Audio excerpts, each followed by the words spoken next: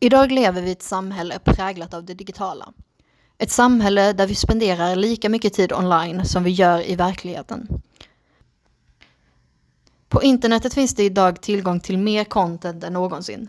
Allt från bilder på Instagram till video på TikTok.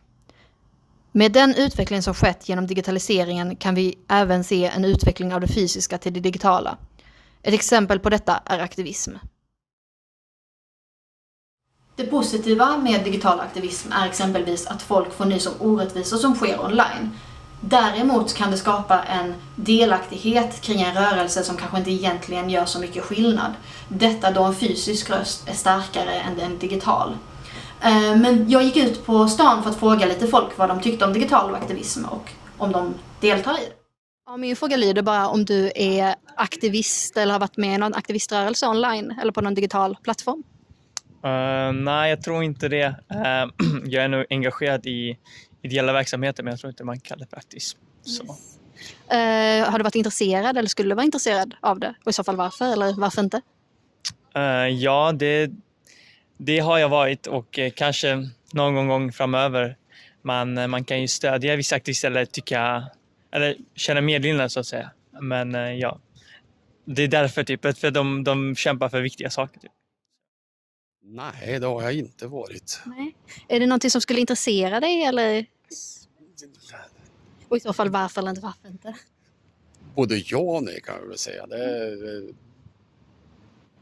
Varför jag inte har varit det, för jag är ganska gammal, jag är snart 60 år då, så att det är kanske inte så konstigt. Det har ju inte funnits så länge så att man... Men...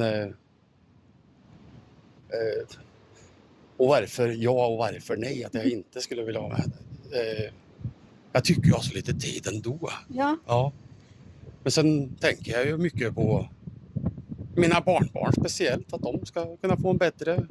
Försöka rösta så smart som möjligt och försöka plocka upp ett eget skit och såna här saker. Så att det, Ja. Men ja, nej.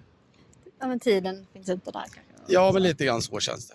Frågan är så här om ni har varit aktivister eller varit delaktiga i någon aktivistförening online eller på en digital plattform tidigare. Det har inte jag varit. Har någon av er varit? Nej, inte så mycket. Nej. Är det någonting som skulle intressera er att vara det? Ja, alltså om det är någonting som man står för så absolut. Det var ju fast det var inte aktivist direkt, men det var ju liksom att man skulle, nu uppe i Stockholm, att man skulle stå för folkskolor och liksom att det ska vara kvar. Manifestation. Ja, precis. Ja. Var det digitalt eller var det? Nej, det var på plats. Så vi hade vi går en utbildning då på en folkhögskola. Så det var många som valde att åka upp och vara med på den, mest för att visa liksom var de står någonstans på det. Absolut, men ingenting online då som ni hade det? Nej. Alltså jag inte kanske mer de här traditionella föreningarna som Amnesty och Röda Korset och Afrikagruppen och så. Och kanske hängt på deras kampanjer ibland. Jag vet inte om man kallar det för aktivistgrupper, men kanske mer andra organisationer sådär.